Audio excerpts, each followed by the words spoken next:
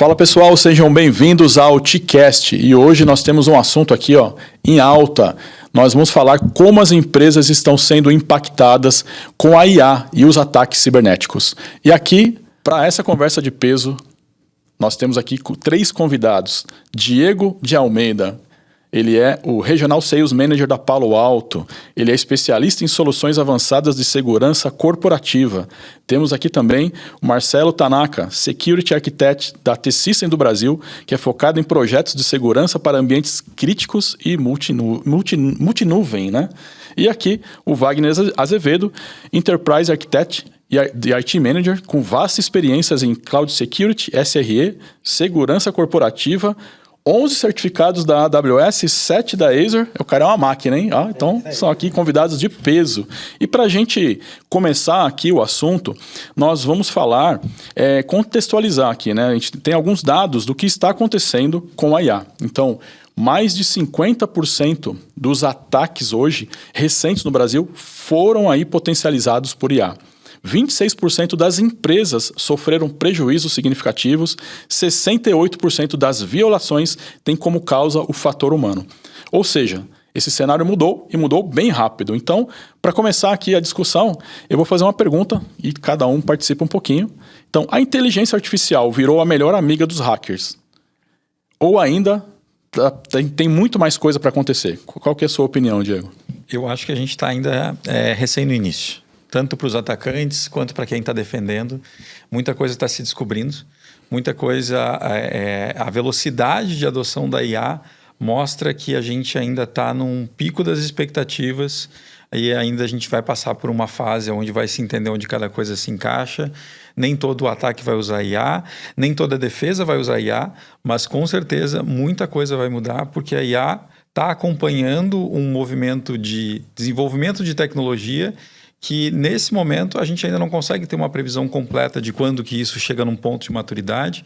Então, acho que nesse momento está bem informado, está discutindo sobre isso, é a melhor arma para quem quer se defender. Isso aí, Marcelo, sua opinião? Eu acho que a gente está vendo isso pelo lado dos clientes, né? Então, as empresas estão querendo adotar a IA cada vez mais para melhorar o seu profissionalismo, a sua entrega, e o hacker quer automatizar também, quer ganhar dinheiro, quer lucrar em cima disso. Então, a inteligência artificial, do mesmo jeito que traz um benefício para as empresas, acaba trazendo para o hacker também, né? Então, cada vez mais eles vão utilizar e a gente tem que estar preparado, né? Mas eu tenho visto cada vez mais notícias aí falando realmente de ataques que estão utilizando IA. Então, vamos trabalhar aí, né? Mas eu acho que vai piorar bastante nos próximos anos. E você, Wagner? Bom, eu acho que a gente está no melhor momento para a gente começar esse trabalho.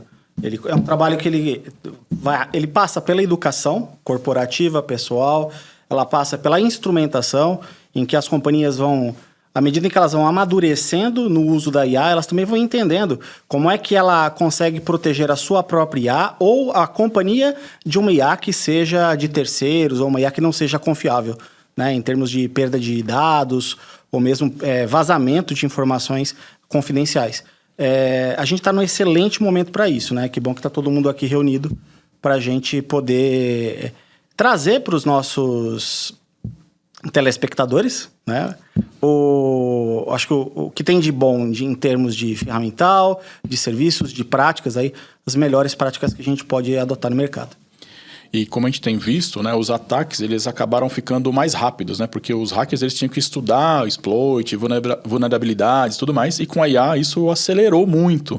Então, esse cenário acabou mudando. Então, como que você vê, Marcelo, agora, esses atacantes, né, usam a IA para automação de phishing, deepfake, malware?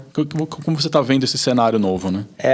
Antigamente a gente falava muito script kid, né? Então, o carinha começou lá, ele tinha que estudar um monte de protocolo de rede, entender como vai invadir, procurar a porta. Hoje em dia, a inteligência artificial já conecta um monte de banco de dados na internet, encontra as vulnerabilidades para você, traz tudo pronto, né? Mas, inclusive, você não precisa nem digitar nada, né? Você vai lá, conversa com a inteligência artificial, ela sai atacando para você.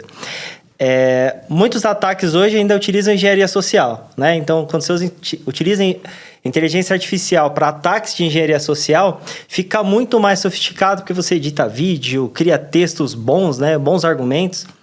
E fica mais difícil para a pessoa que está recebendo o ataque conseguir identificar e conseguir trabalhar com isso. Então, a instrumentação, tudo mais, o ferramental tem crescido. Principalmente quando a gente fala de código aberto, eu posso usar esse código aberto para criar uma coisa para o bem, como posso usar para criar para o mal. Então, acho que está se automatizando muito e criando muita ferramenta que, com simples comandos de voz, você vai conseguir iniciar um ataque. Então, vai ficar cada vez mais rápido justamente por causa disso. Eu não vou criar mais do zero. Eu sempre vou partir do nível 10, 20 para frente. Né? Eu não preciso mais voltar do começo ali. Sua visão, Diego? De fato, assim, a velocidade com que os ataques têm ocorrido, elas estão muito maiores. A gente tem dados, né, para mostrar isso hoje. E isso traz bem à tona essa questão de você precisar de menos conhecimento para gerar um ataque. A gente sabe também que os atacantes antes já faziam aluguel, né, de serviços de ataque. Então, Ransomware as a Service já é uma coisa conhecida, já era uma coisa viável de ser comprada. A diferença é que antes tínhamos menos fornecedores. Agora, a IA viabilizou com que existam mais fornecedores de kits de ataques prontos. E isso vai...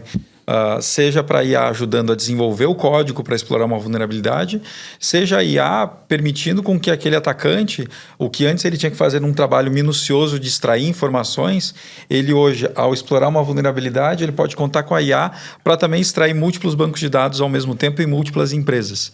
Então, definitivamente, ele pode atuar de maneira paralela. Então, se a gente vê ganho de produtividade das empresas ao utilizarem um agente para atendimento, o atacante chegou nesse mesmo ponto. Exatamente. E você, Wagner, seu ponto de vista? Bom, nós seres humanos somos incapazes de acompanhar a velocidade das máquinas de inteligência artificial. Isso está mais do que provado. Não dá pra gente... Nesse caso, a gente tem que combater fogo com fogo. Instrumentar nosso ambiente corporativo com um IA capaz de responder proativamente, não apenas reativamente, eu acho que é a tendência e é o que a gente precisa começar a... Mais uma vez, é uma questão de cultura. A gente precisa começar a trazer essa cultura proativa para fazer a IA trabalhar a nosso favor e não contra. As engenharias, né, de ataques, antigamente era manual. E hoje ela está com o IA. Então, quando a gente fala dessa diferença, como você vê a diferença desse ataque manual e esse agora com esse impulsionamento da IA? Olha, o melhor exemplo é dizer o seguinte: ultimamente eu não tenho recebido mais pedido de resgate por uma fortuna do príncipe da Pérsia que foi parado na Receita Federal. Os ataques conseguiram ser mais personalizados, né? Então, eu estava esses dias decolando num voo de Congonhas, eu vi que o meu celular se conectou, que suponho eu, numa daquelas antenas falsas, e veio uma mensagem identificada com o nome de um banco, de um dos grandes bancos aqui do Brasil, perfeita. Você está com uma pendência de pagamento, clique aqui para saber mais. É uma composição entre, claro, existe uma expertise para aquele atacante ter conseguido levantar aquela rede. Congonhas a gente sabe que é um lugar frágil, sempre foi, né? Mas também existe uma inteligência de, peraí, eu vou pegar desse banco, eu vou conseguir personalizar e mudar a mensagem para o Diego, que vai ser diferente para o fulano que está do lado dele, que vai ser diferente para o outro. Então, eles conseguiram deixar o príncipe da Pérsia descansar em paz com a fortuna dele, e agora os ataques estão muito mais direcionados porque eles podem personalizar eles de acordo com cada alvo, usando das minhas informações que estão disponíveis na internet, né? Exatamente. Eu vi até um ataque que o pessoal está fazendo. Um ataque não, na verdade é uma falha, né? Eles estão usando a inteligência artificial para ver o perfil de empresas, para colocar os boletos no DDA e a empresa não desconfiar para fazer o pagamento, porque tem a ver com muito parecido ali com o perfil, né? Então, assim, a IA está avançando muito, né? E você, Marcelo? Eu acho que o principal aí é a inteligência artificial. Ela é inteligente, mas ela está conectada numa base, né? Sim. E quais são essas bases, né? Então, hoje tem base pública de vulnerabilidade, tem base pública de vazamento de dados, de operadora, de órgão do governo. Essas bases estão todas disponíveis com um monte de informação sua e informação de senha vazada, e-mail vazado, coisa que eles podem tentar utilizar para logar na sua rede social, buscar mais informação e tudo mais. Então, acho que eles saem muito na frente por causa dessas bases de dados. Então, quanto mais você usa inteligência para conectar em bases de dados sólidas, com muita informação de pessoas, né, e tudo mais, você acaba evoluindo muito, tanto essa parte de engenharia social, para conseguir se aproximar mais da pessoa. Ah, tô ligando para você, eu sou da operadora tal, esse é o seu endereço mesmo, não é? Esse é seu número de CPF, não é? Então você passa a acreditar que aquela pessoa é confiável, porque ele tá te passando muita informação, mas é uma informação que ele levanta muito rápido, né? Já trazem para ele uma lista aqui com inteligência artificial, coisa vazada na Deep Web e tudo mais, e agiliza muito o trabalho, né? E é dinâmico, né? Esse aqui não deu certo, próximo, vamos fazer outro ataque aqui. Fazendo a prospecção. É isso aí. E você, vai. O cybercrime não tem escrúpulos, né? E a IA também não. Vamos entender que a IA, ela é uma ferramenta. Ela é como um bisturi. Ele serve para você fazer uma cirurgia delicada ou, nas mãos erradas, você pode cometer um erro terrível. O cybercriminoso, ele vai usar a IA como ele vai usar um bisturi, como ele vai usar qualquer ferramenta. O grande ponto é que ele não tem o escrúpulo. E é aí onde ele tem vantagem. E se você tem escrúpulos em adotar uma inteligência artificial para fazer a sua proteção, para fazer a sua cirurgia, para manter o seu corpo corporativo saudável, o cybercriminoso já está muito na sua frente. Uma coisa que eu tenho curiosidade para perguntar para o Diego. Por exemplo, todo o sistema de segurança, ele já tinha ali as bases, né, de vulnerabilidade e tudo mais. Só que o que acontece? Hoje, por exemplo, com a IA, que traça esses perfis, o tempo de detecção mudou ou continua a mesma coisa? Não, o tempo de detecção mudou. Existia um conceito que era aceitável até pouco tempo atrás, que era o paciente zero. Vou fazer uma comparação aqui com o Covid, porque é um tema familiar a todos, né? Para se desenvolver uma vacina, alguém precisava ser infectado. Essa vacina, então, era testada em quem foi infectado e todos os outros depois seriam protegidos. E esse era um conceito aceitável dentro do cybersecurity. Eu aceitava que alguém fosse receber o primeiro ataque, o paciente zero, e depois daquilo fossem criadas os mecanismos de defesa. Se falava em paciente zero, mas não é que ele parava no 1, né? Pode ser que existiam 100, 200, 300, até 1000, dependendo do tipo de ataque. E essa é uma concepção que mudou com o uso da IA na defesa, que é, eu não autorizo mais, ou eu não parto mais da premissa que eu aceito um paciente zero. Por quê? Porque existem uma série de comportamentos. Fazendo uma comparação com a saúde, se antes eu esperava para ter um caso clínico grave, no caso de TI, se eu antes esperava ter um ransomware para descobrir como é que ele aconteceu, agora eu começo a olhar alguns indicadores comportamentais. Por exemplo, essa máquina trafega esse volume de rede normalmente? Com quem que geralmente ela fala dentro da rede? Esse usuário. Antigamente a gente só olhava assim, qual é o horário que ele se conecta e da onde que ele se conecta. Existe mais contexto do que isso. Esse usuário está conectado que horário, da onde, como que ele se conectou, no dispositivo pessoal, no dispositivo corporativo. Esse usuário geralmente faz o uso desses protocolos. Então, a gente deixa rastros em tudo que a gente faz. O fato é que antes a gente não necessariamente tinha capacidade de analisar todos esses rastros, construir uma base comportamental para poder acusar um desvio.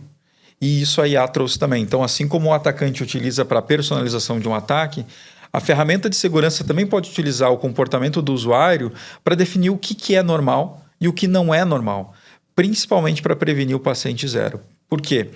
Existia um conceito dentro dos atacantes que era, ele já sabia quando era o mecanismo de detecção que estava interagindo com aquela página, por exemplo. Sim.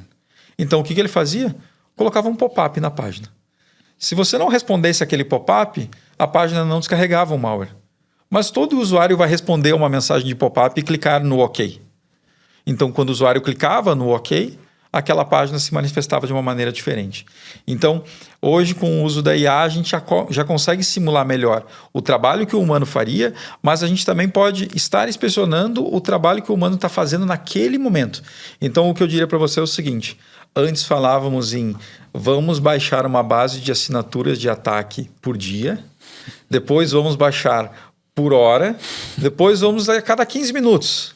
E agora se fala numa detecção baseada em machine learning que acontece em tempo real. Tempo real, sim. Só uma dúvida aqui, né? Falando bem dessa parte de ferramenta. A gente sempre falou em segurança, a ciência em detectar SOAR. Mas ali é muito playbook, runbook, é uma regra e uma ação. Uma regra e uma ação. Com essa inteligência aplicada, essa questão de automação, acho que vai mudar um pouco. Talvez vai deixar de ser SOAR, vai ser mais plataforma em cima de inteligência artificial. Vai mudar um pouco do panorama para o SOAR, né? Sim. O SOAR, segundo o Gartner, já não tem vida longa como ferramenta separada. O SOAR passa a integrar ferramentas de Next Gen CM, segundo a visão do Gartner, e isso tem um propósito, que não tem como eu só ter automação e eu ter uma outra coisa cuspindo informações aleatórias. Eu preciso colocar isso dentro da mesma caixa. Então, isso é fato. Agora, onde é que a automação entra na defesa? A gente tem que pensar em duas coisas. Primeiro, a gente tem uma escassez de mão de obra em cybersecurity, tem pouca gente no mercado hoje. As pessoas que estão no mercado estão cansadas e muitas delas querendo sair desse mercado, porque querem ter um final de semana em paz. E a gente tem poucos e bons analistas sêniores. Esse é o cenário perfeito para um atacante. Eu tenho pouca gente que conhece bastante, e talvez alguns desses que conhecem bastante não querem fazer aquele trabalho básico, elas estão cansadas. E isso, naturalmente, dá pouca capacidade de resposta. Dá pouquíssima capacidade de resposta. Agora, se eu puder pegar toda aquela experiência do analista sênior respondendo a um incidente, colocar na mão de alguém mais jovem, mais inexperiente, dizendo, olha, nas últimas 10 vezes que foi respondido um incidente com esses componentes, com esse comportamento, com esse score de risco, estes foram os playbooks que o sênior executou. Eu já estou entregando eles prontos aqui para você. Qual é a decisão que você toma a partir de agora? Ou eu posso seguir em frente com a decisão que eu tomei com base nisso aqui? Então, você passa a reduzir a carga de trabalho manual de um analista sênior, o que habilita com que um analista júnior atue parcialmente como sênior com base nessa expertise e principalmente ganhe experiências, né, e tire o trabalho que é insuportável de ser feito. Eu gerar um alerta, jogar isso dentro de um CIEM, correlacionar com outros 3 alertas, entregar isso para você e dizer assim, ó, agora vai lá e busca mais 10 alertas em cima disso e depois toma uma decisão. Você passa um dia inteiro investigando um incidente. Você chega em casa se sentindo, para quem já trabalhou dentro de um SOC, você se sente enxugando gelo. Sim. Né? E aí você não sente prazer naquele trabalho. E esse é um problema desse mercado. Então esse mercado precisa se transformar. E a tecnologia tem a ver com isso. Marcelo, uma pergunta. Do lado de quem defende, né? Você está ali esperando ali, né? Ou não esperando, né? Aliás, exatamente. Que não aconteça. Mas o que está mais impressionando você com essa questão dos ataques IA? O que eu tenho visto, né? Muitas empresas falam de usar inteligência artificial, muitas ferramentas, principalmente quando a gente fala de segurança, as ferramentas de segurança todas já têm IA, né, implementado, todo mundo já tem algum dispositivo que busca essas informações, mas no dia a dia não está realmente bem implementado, bem customizado. Então hoje, o que eu tenho visto? Na hora que dá um ataque, a empresa precisa responder, ela não está preparada, né? Então, muitas vezes eu confiei na ferramenta, confiei na IA, mas eu não treinei meu time, não fiz um plano de resposta. Na hora do vamos ver, a console foi atacada também, criptografada, tá fora. O que eu faço agora? Então, criar só a dependência, né? Bem que você comentou, né? Os analistas sêniores estão diminuindo. Né? Então, aquela pessoa que só costuma trabalhar ali no by the book, só utilizando inteligência artificial, no caso, na hora de uma crise, aí ela acaba não sabendo atuar, né? As ferramentas acabam conseguindo ajudar, né? Ela dá um drive bacana de como responder um incidente e tudo mais, mas o que a gente tem visto como provedor de serviço, né, é o todo. Na hora da resposta a incidente, você tem que olhar o backup, você tem que olhar a comunicação de rede, você tem muito mais coisa para olhar, né? Então, mas o analista de segurança vai ficar sem mercado para trabalhar no futuro? Acho que não. Né? Na hora do vamos ver mesmo, você tem que ter uma pessoa ali coordenando a resposta ao incidente e tudo. E a gente tem visto que os clientes têm essa dificuldade. Estou implementando ferramenta, solução, mas eu não sei se está bem implementado e se eu consigo manter esse negócio de pé no meu dia a dia. Então, acho que tem mudado bastante esse paradigma. Eles estão investindo muito em ferramenta, mas eles estão procurando alguém que sabe operar isso e manter esse negócio rodando. E você, Wagner, o que tem mais te impressionado? Bom, em termos de proteção, eu vejo que a IA embarcada para proteção, ela vai transformar o analista em engenheiro. O analista ele vai deixar de trabalhar no varejo e por causa de toda a automação e toda o expertise que outros data lakes que estão coletando dados, né? O Data Lake da Palo Alto é um dos maiores do mundo. Ele vai estar habilitado a júnior, pleno, a trabalhar com muito mais performance do que ele estaria normalmente. E isso eu acho que é o ponto fundamental. A instrumentação correta dá a gente essa capacidade de alcançar uma alta performance. Legal. E Diego, o que você tem mais visto aí, que mais tem te impressionado com esses ataques com IA? Olha, eu acho que tem alguns aspectos que impressionam e eu diria assim, o volume. Talvez é o que a gente mais tem se impressionado. Assim. Antigamente, ter um Zero Day ocorrendo no mercado era um acontecimento. Hoje você acorda e pergunta, o Zero Day é de quem hoje? A gente falava em programas de gestão de vulnerabilidade, que você faz um scan mensal, passa mais um mês corrigindo, e depois de 3 meses você entregou um relatório e você vai para a próxima onda. E quando você está com as boas práticas, é na segunda terça-feira do mês. Exato. Era uma boa prática. Você espera um mês inteiro para descobrir quando é que tem um Zero Day. O Zero Day era comunicado pelo fabricante. Começa por aí, né? Então, acho que essa mudança, eu acho que ela é muito importante porque a gente sai do momento e a gente pode comparar, e é sempre útil comparar com outros mercados, né? Talvez a gente estava fazendo segurança da informação que nem o dono da vendinha controlando o estoque na planilha. Em que se ele tem um fluxo pequeno, funciona. Não tem por que deixar aquilo mais complexo colocando um RP para gerenciar uma venda pequenininha. O que acontece é que agora a gente está trabalhando com um atacadista, um supermercado. E em alguns momentos a nossa mentalidade de processos e ferramental é de uma planilha. Então eu tento controlar vulnerabilidades baseado em surgiu, eu tenho que colocar uma correção. Mas precisa? É essa que você tem que colocar primeiro? Ou é aquela outra que tem que colocar primeiro? Porque até mesmo essa questão de scoring ela é importante. Qual é o meu sistema mais vulnerável versus onde é que tem os meus dados mais críticos? Qual é o meu maior impacto? Então, um cruzamento melhor, não basta eu apenas dizer assim, acabou o estoque do produto tal, comparando com uma vendinha. E aí eu vou lá e reponho. Sim, mas aquele produto não vende, não tem problema. O problema é o outro, que ainda não acabou e pode ser que acabe e aí sim acaba com o meu comércio. É a mesma coisa para a segurança da informação. A vulnerabilidade, ela se intensificou e se a gente não mudar a maneira com que a gente faz a governança de segurança da informação, a gente vai voltar para a segurança aquela que é a do bloqueio. E a gente não tem como bloquear que a área de negócio adote IA.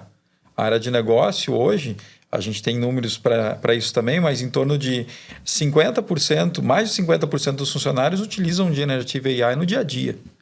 Seja para corrigir um texto que vai postar no LinkedIn, seja para corrigir um e-mail, seja para suavizar uma briga que vai ter ali numa reunião, ele usa aquilo. Isso quando você mede. Isso quando você tem visibilidade para saber, né? E aí esse é um ponto. Se você não tem visibilidade, você não consegue nem fazer controle. Então, acho que, assim, voltando à sua pergunta, eu acho que os tempos ficaram menores. Tudo ficou mais ansioso, até o atacante. Legal. A gente falou bastante de conceito aqui, né? Agora vamos aqui para fatos reais. Então, aqui tem alguns dados, né, de empresas, né, de casos reais de ataques. Então, eu queria que vocês comentassem também sobre esses ataques. O ataque a Change Healthcare, lá dos Estados Unidos. O que você teve aí de informação? O que você pode falar desse caso? Então, o ambiente healthcare, ele é tão crítico quanto o ambiente financeiro, exceto pelo fato de que o ambiente financeiro ainda tem um horário bancário, o que permite com que ele tenha uma janela de manutenção. Acho que ninguém chegou num plantão e recebeu do médico a informação de que naquele momento eles estavam em freezing porque tinha uma janela de manutenção ocorrendo. Isso não é permitido dentro do hospital. Então, o mercado de saúde lida com dados sensíveis, presta um serviço crítico, mas não possui hoje processos que permitam com que ele mantenha os sistemas sequer atualizados. E essa é uma coisa básica do que a gente já falava antes mesmo. Então, assim, quando a gente olha o setor de saúde, esse ataque e alguns outros ataques que ocorreram até em nível nacional, o que se vê em comum, infelizmente, não foram necessariamente ataques complexos. Foram ataques que quando ocorreram, a história de trás para frente, o engenheiro de obra pronta, podia contar perfeitamente por que entrou, como entrou e como poderia ter sido evitado. Então essa é uma característica que tem acompanhado os ataques de healthcare, diferente hoje dos ataques financeiros, mas esse de healthcare tem tido muito essa característica de sistemas desatualizados, muito IoT, em que a TI não toca e aí o OT fica para ninguém, né? E aí não pode parar, então se cria um cenário bom para um atacante. Quando muito, para uma equipe de automação. Quando muito. Se a equipe de automação tiver responsabilidade pela segurança, porque às vezes só tem a obrigação de automatizar. Né? Aí é aquele cachorro que tem mais de um dono, né? E você, Marcelo, como que você vê esses ataques? Eu vejo até aqui, né? Nesse caso aqui, o Black Cat, né? Eu já trabalhei em algumas respostas a incidente de ataques que o grupo Black Cat realizou, né? Inclusive no Brasil, mas fora também o mesmo modelo de ataque. Dá para ver que eles recebem muito dinheiro, né? Então, assim, eu vi durante o ataque que eu estava respondendo, eles tinham uma página, falava, então, no ataque lá, né, com o Hanson, eles tinham a página, falava, acessa aqui, né, para você ver o tempo que você tem até a gente disponibilizar seus dados na Deep Web. Se você precisar de um suporte para voltar ao seu ambiente, eu consigo fornecer consultoria através dessa empresa também. Então, a gente recomenda essa empresa para você restaurar o seu ambiente. E quando você olha ali o tanto que a empresa paga em um ataque, você pensa, né? Poxa, mas o hacker ele não investe em plataforma, né? Como que ele vai criar alguma coisa, um cara sozinho, isolado? E não é, né? É um grupo bem organizado, né? É um grupo que ataca a empresa no mundo inteiro, que disponibiliza site na Deep Web, que tem atualização em tempo real, que realmente vaza dados, né? Eles comprovam que os ataques aconteceram de verdade e que recebe muito dinheiro para investir, né? Então, as empresas estão investindo, né, tanto dinheiro assim em segurança aqui no Brasil. Acho que talvez na Europa mais, no Brasil um pouco menos, mas está se vendo mais a necessidade no Brasil. Eu acho que o Brasil, em números de ataques, principalmente de phishing, é um dos países que mais tem ataque de phishing, né? Então, esses grupos hackers, eles conseguem movimentar muito dinheiro, investir muito dinheiro para melhorar os ataques, tanto que um dos ataques que eu peguei já estava na versão 3. O pessoal vai lá, bola uma assinatura, bloqueia aquilo ali, ele desenvolve a versão 2, depois a versão 3 do ransomware. Então fica difícil. Na próxima agora. Exato. Talvez já tenha a versão 5 lá, né? É isso aí. Mas aí, por exemplo, isso são casos que ficaram conhecidos. Mas, por exemplo, e empresas grandes que, por exemplo, pagaram valores para resgatar dados ou ter direito a acessar de novo o seu servidor ali, que não é falado? Eu acho que isso é bem importante, porque lá nos Estados Unidos, em alguns lugares da Europa também, você é obrigado a falar que você foi atacado. E no Brasil, não. Né? Então, mas isso vai mudar. Tá mudando já, né? Com a LGPD aí já teve empresa que foi multada. Mas dependendo do tipo de ataque, se você não garante que teve um vazamento de dados de pessoa física, muitas vezes a empresa acaba omitindo essa informação e a gente nem tem o dado real de quantos ataques estão acontecendo, né? Tira a visibilidade, diminui o investimento das empresas, né? Acho que isso é ruim para todo mundo. Marcelo, e por exemplo, e as empresas que, se você já foi atacado, e aí eles pedem um resgate para você ter acesso aos dados. Qual a garantia que você tem que você vai ter acesso aos dados? Nenhuma. Porque isso acaba ficando assim, você não tem a mínima ideia de quem fez o ataque. Como você vai fazer um pagamento, né, para resgatar dados se você não tem essa confiança? Isso foi bem complicado, né? E o que é engraçado, né? As empresas de healthcare, né, elas cuidam de saúde. Existe uma segurança que a gente pode fazer... A segurança da informação, a gente pode fazer o mesmo paralelo. Com a segurança do paciente, com a segurança operacional nos hospitais. Nós todos aqui temos plano de saúde. Então, a gente tem para que a gente não precise utilizar.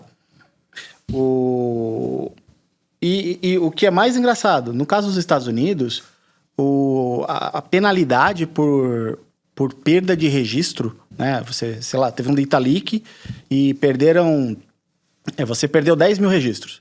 É o maior custo dentre todos os classificados pelas leis americanas, né, chegando até $260 por registro. Esse tipo de implementação, né, de segurança em um ambiente hospitalar ou de saúde deveria ser requisito para o negócio, para que o negócio possa funcionar, né, assim como a gente tem o nosso plano de saúde. É isso aí. Vamos para outro caso. Aqui é o ataque ao banco Sepah, lá do Irã, né? O que vocês têm de informação, Diego? Então, os bancos, eles obviamente são o nível 1 de alvo de atacantes, né? E eu acho que os bancos, eles se dividem em 2 tipos de ataque. O primeiro ataque, ele tem a ver com... Eu vou acessar informações e divulgar informações sobre os seus clientes. Então, tem uma questão de privacidade. Assim como ninguém quer no mercado de saúde saber quais exames que você fez e os resultados, ninguém também sai com o saldo pendurado na testa, né, andando na rua. Isso, obviamente, pode gerar uma série de preocupações para quem é cliente do banco. Mas eu acho que no caso do banco, a preocupação maior fica no seguinte. Se esse cara conseguisse infiltrar e fazer transações não autorizadas. A gente teve esse caso e tem alguns de bancos digitais e hoje está se divulgando um caso de um banco aqui de São Paulo em que a pessoa supostamente explorou através de uma API e conseguiu fazer uma transação financeira através de uma API que tinha uma falha. E aí eu cito o termo de API porque os bancos têm uma característica também que trabalhar muito com terceiros. Sim. E quando você envolve terceiros, o banco, ele majoritariamente o desenvolvimento e etc., ele tem dentro de casa, mas ele também tem fora. Ele tem muito profissional fazendo outsourcing nas agências, quem tem agências, né? Os bancos digitais têm um time de desenvolvimento muito grande, alguns terceirizados. Então, você tem um ecossistema de pessoas com acessos críticos dentro do seu ambiente e você não necessariamente audita transação por transação. Então, no caso de bancos, eu vejo que a maior preocupação não é apenas sobre a privacidade dos clientes, mas sim sobre haver, de fato, um desvio de dinheiro em que vai de R$1 em R$1 ou de R$1 em $1 para cada conta saindo e talvez quando isso se descubra já saiu alguns milhões ou bilhões. Então, o mercado financeiro tem uma característica um pouquinho diferente por causa dessas duas óticas de um ataque poder ser realizado, né? A indisponibilidade, a questão de privacidade, mas também um desvio financeiro, né? Que isso nos hospitais talvez seja um pouco mais difícil de acontecer pela maneira com que é organizado. Pelo tipo do negócio, né? Exato. Marcelo, então, como você vê esse ataque, né? Qual o seu ponto de vista? Eu acho que tem tido muito ataque visando a base de dados de cliente, né? Porque a hora que você vai na base de cliente e verifica o saldo daquela pessoa, tá ótimo, né? Você já tem o alvo perfeito, você sabe que aquela pessoa tem dinheiro, sabe a idade dela, né? Sabe o que ela costuma investir ou não investe, mas o que ela compra no dia a dia, pelo gasto no cartão dela. Você consegue fazer um acesso muito mais direcionado para aquela pessoa, né? Então, a gente muitas vezes nem fala tanto da transação financeira, né? Quando é um ataque no banco. Mas para o banco, se você indisponibiliza a infra, você traz um prejuízo para o banco. Eu já vi casos daquele grupo hacker, o maiorzão lá, o Anonymous, falar, não, eu vou derrubar tantos bancos porque eles ganham milhões, né? E o resto do pessoal tá passando fome. Então, eu vou deixar eles indisponíveis durante um dia, né? E fazem ataques de DDoS. Então, praticamente hoje, todos os bancos do Brasil recebem ataque de DDoS diariamente, né? Para tentar indisponibilizar o banco para trazer um prejuízo financeiro pro banco em si. Mas eu acho que o principal é o que eles conseguem fazer com essa informação no quesito a fraude, né? Então, se eu tiver esses acessos e eu souber o boleto que vai para casa do determinado fulano e que ele paga todo mês com determinado valor, eu consigo gerar novos boletos, né? Com a minha conta ali no código de barra. Eu imprimo igualzinho o que vem aí da operadora com o mesmo valor que ele já paga todo mês. Eu coloco uma semana antes embaixo da porta dele. E aí ele vai acabar pagando. E é um ataque Brasil, né? Nesse caso aqui não é Brasil, mas o boleto é uma coisa que a gente tem no Brasil. Mas eu acho que quando você rouba o dado do cliente, você acaba utilizando muito para fraude, né? E aí todo mundo tem aquele medo, né? Vão me ligar, vão se passar pelo banco, ou vão fazer empréstimo no meu nome, porque tem todas as minhas informações para ligar lá e pedir. Então, eu acho que quando você começa a falar dessa questão de violação de dados, você abre uma margem muito grande para a parte de fraude também, né? E aí começa a afetar o banco, porque o banco tem que pagar, né? Quando foi devido a um vazamento do banco, então o banco tem que pagar isso também, né, para as pessoas afetadas. Então, acaba complicando muito mais, né? Sai da esfera só do ataque e começa a ver o que esse ataque gerou de problemas para os usuários do banco também. Legal. E o banco tem uma característica, né? Eu já tive experiência com o ramo financeiro. Embora o banco não tenha todas as suas operações 24/7, Ele tem muitas. E muitas dessas operações estão em terceiros. Parceiros de negócio. Sim. E aí as instituições financeiras, elas têm essa dificuldade. Porque ela é obrigada a manter aquela API aberta, a regra de negócio exige isso, né? Que ela tenha aquela loja virtual sempre aberta para poder transacionar por ali. E ele tem um risco indireto, que é o seu parceiro que não fez a lição de casa, não fez as atualizações, não tem um antivírus adequado, não tem perímetro, não tem... tudo aquilo que a instituição financeira criou para se proteger, ela tem uma possível entrada a partir de um parceiro que não está protegido. Um ponto que eu queria colocar, a gente estava conversando aqui antes do caso daquela instituição que estava tentando parar um pouco esse avanço do uso da inteligência artificial, né, instituição financeira. Eu acho que principalmente pela abertura de vulnerabilidades que a inteligência artificial acaba trazendo. Quer comentar um pouquinho do que você viu lá? Eu acho que como é um caso totalmente público, o JP Morgan, o CTO do JP Morgan fez uma carta aberta aos fornecedores, passando alguns guias de o que ele esperava que esses fornecedores tivessem de preocupação com a IA. Mas parte da informação é que eles viram um aumento de 3 vezes o número de vulnerabilidades após a adoção de AI em massa. E com isso eles estão colocando mais governança no processo de desenvolvimento e diminuindo a velocidade de alguns desenvolvimentos. Então, acho que no fim é a briga de toda a empresa, né? Eu inovo numa velocidade em que eu perco controle, e aí essa inovação, ao invés de me trazer mais resultados, ela me traz mais prejuízos, né? E aí esse é o momento em que, fazendo uma inversão assim, né, o atacante ele precisa estar certo uma vez só.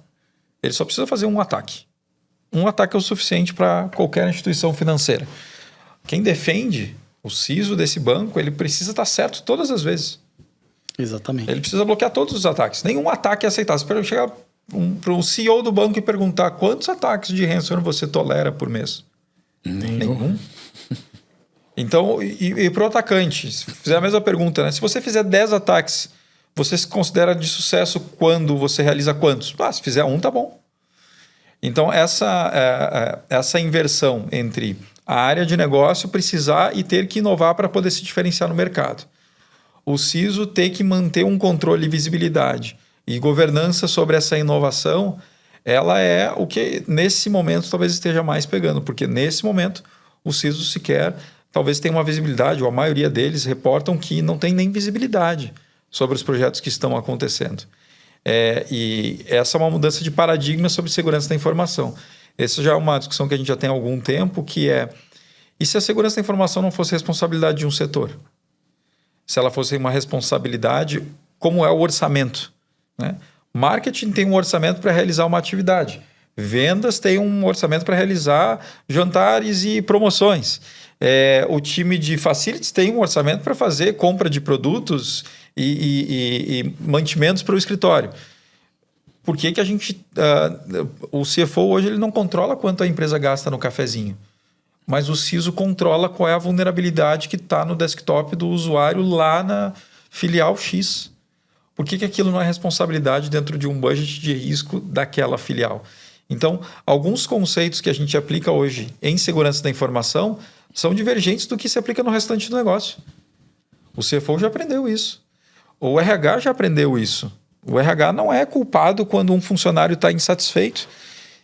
Ele atua junto do gerente daquela área para ampliar a satisfação daquela pessoa, destravar os bloqueios que ele está tendo. O CISO não. O CISO é o culpado pela insatisfação do usuário.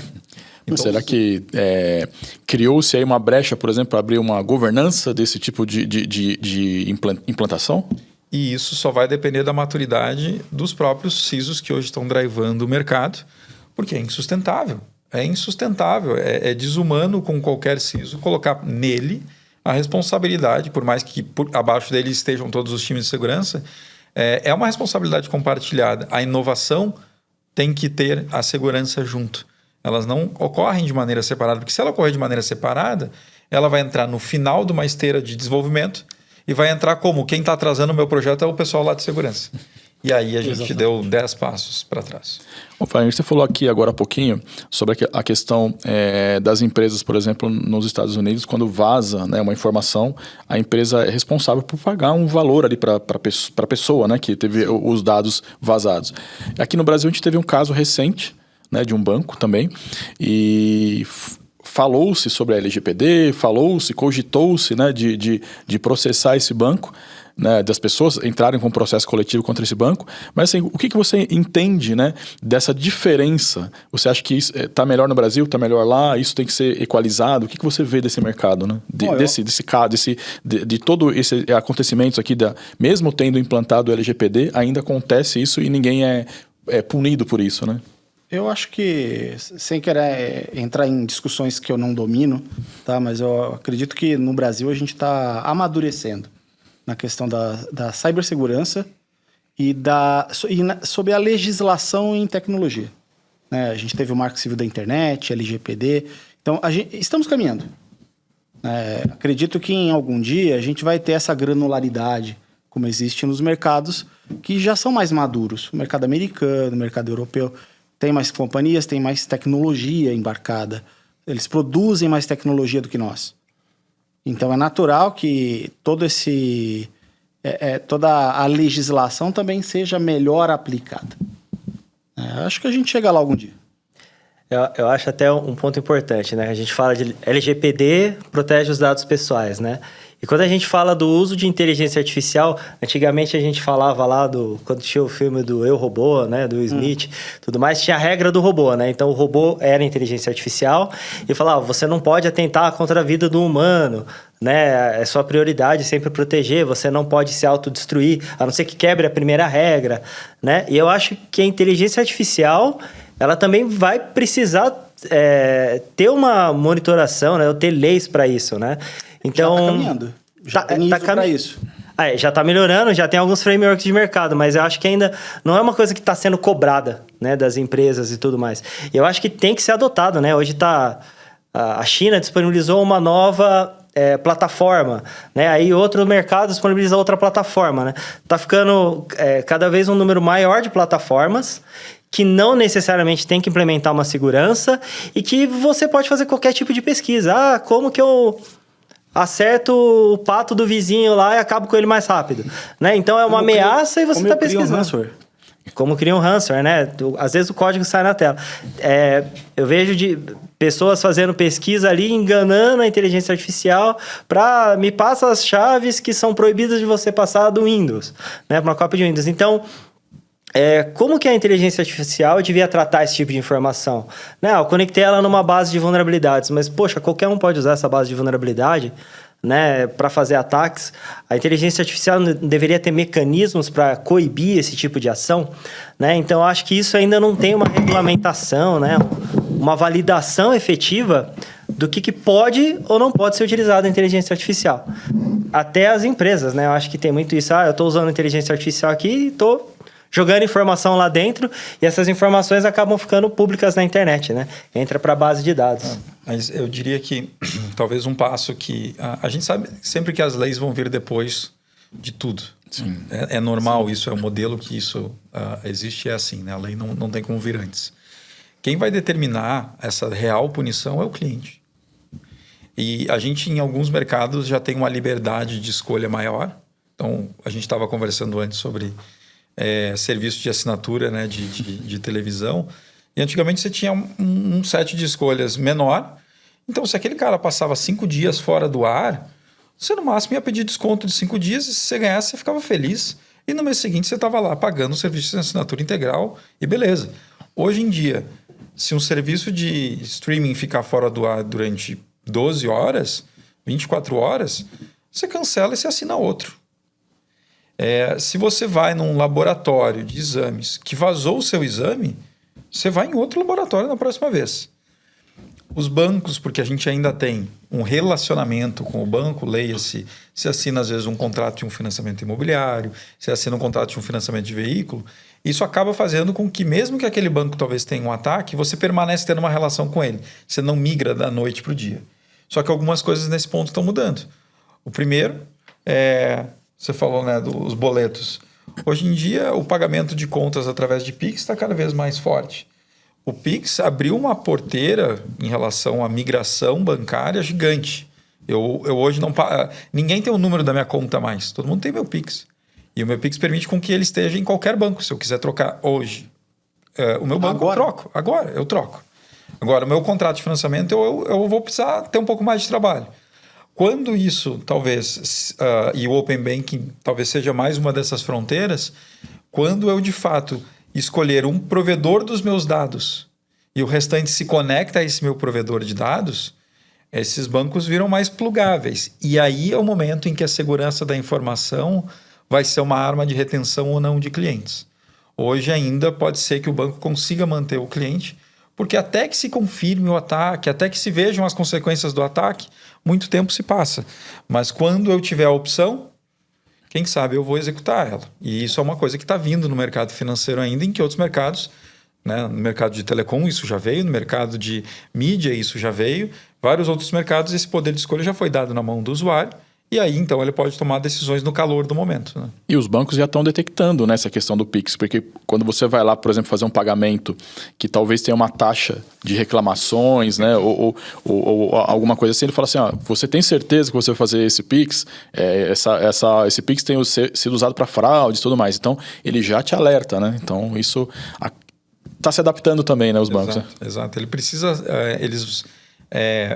A relação dos bancos hoje em dia exige uma satisfação maior dos clientes e esse mercado está se abrindo um pouco mais. Então, é um cenário bastante desafiador para quem hoje trabalha no mercado financeiro, porque é o alvo número 1 de ataques. Sim. E daqui a um pouco esse mercado vai estar mais aberto para a migração dos clientes. E aí, como é que fica se depois de um ataque você não está preocupado com a multa da LGPD?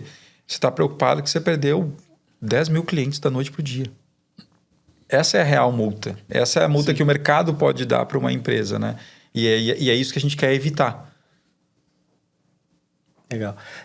Fiquei com uma dúvida aqui, mas eu acho que, voltando um pouco na questão, a gente fala de banco e instituição financeira, mas como que eles teriam visibilidade dessas inteligência artificial que está sendo utilizada no dia a dia, tanto pelo funcionário dele, que está ali no dia a dia trabalhando, ou por terceiros e tudo mais, como que daria para ter essa visibilidade?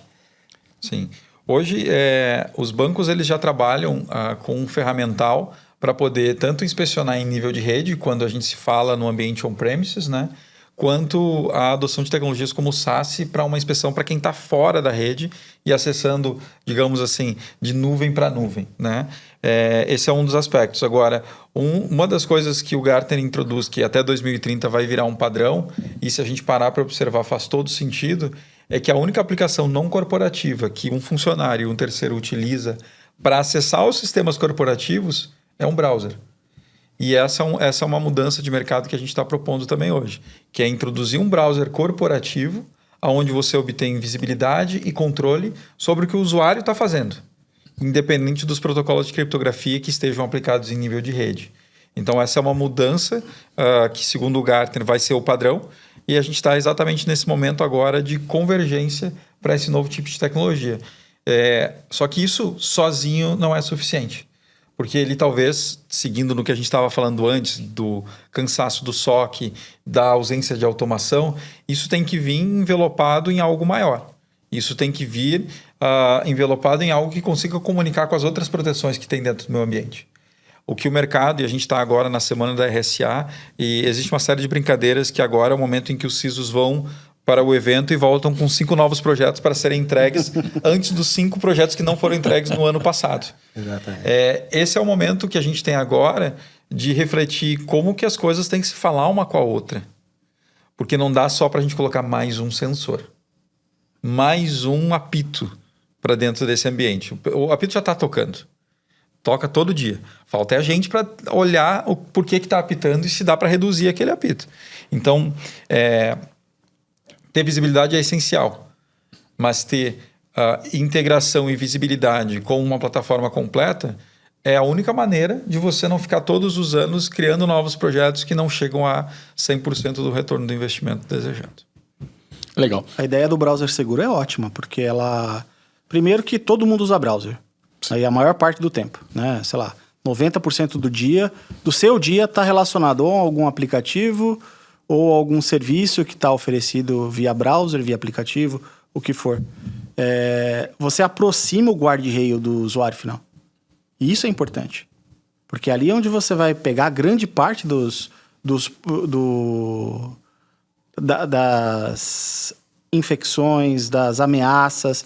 É o principal vetor. É a pessoa que vai operar, vai clicar no lugar errado. E claro, tinham soluções para fazer isso antes. Só que eram caríssimas. Eu vou fazer um VDI, eu vou criar uma casa inteira virtual para o usuário abrir uma janela. Exato. Não faz sentido. Não faz sentido, sim. Então, a gente elimina um custo que antes era de um VDI, a gente amplia a segurança e traz visibilidade para, por exemplo, um WhatsApp que nenhum firewall no mundo consegue interceptar.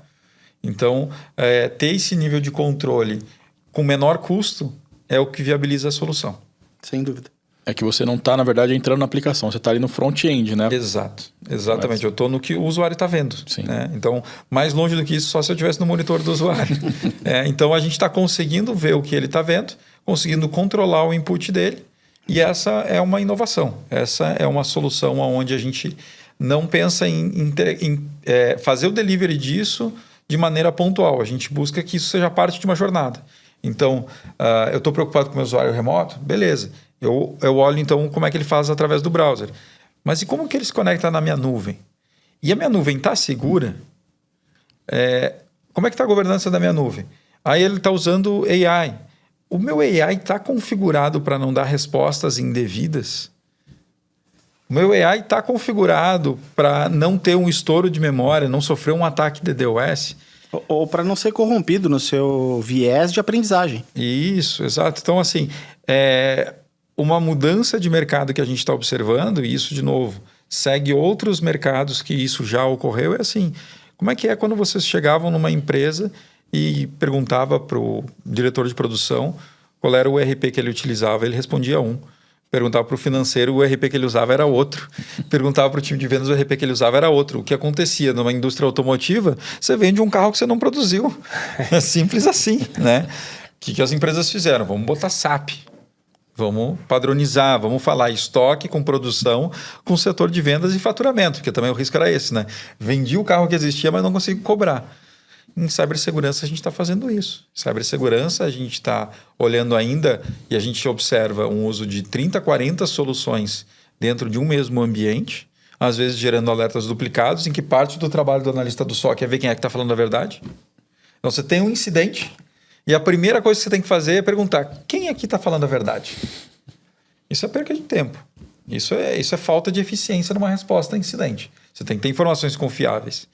Para isso você precisa de integração, para isso você precisa de uma plataforma que fale algo entre ela para devolver para você um único veredito. Né? O pessoal sempre falava, né? Não, mas eu não vou colocar meus ovos numa cesta só. O fato é que você está colocando em 12 cestas e está caindo 11. E no meio do caminho você está ficando sem nada na mão. A verdade é que o problema que eu queria evitar, eu causei um maior.